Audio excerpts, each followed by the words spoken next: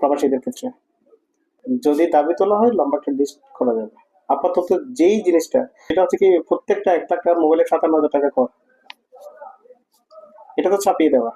এছাড়া যখন একজন প্রবাসী যায় তাকে সুন্দর নিরাপত্তা দেওয়া বিমানবন্দরে, হয়তো হয়রানি না করা, তার যে চুরি মালামাল চুরি সেটা রোধ করা, এটা খুবই জরুরি। কারণ একটা যখন একজন প্রবাসী দেশে যায় তখন সে খুব ভালোবাসা দিয়ে সেই জিনিসটা প্যাকেজিং করে, আর যখন দেখি সেটা তালা ভাঙা, সেখান থেকে স্বর্ণ চুরি হওয়া, সেখান থেকে তার কসমেটিক্স চুরি হওয়া, এটা কিন্তু তার এখানেই দাগ লাগে।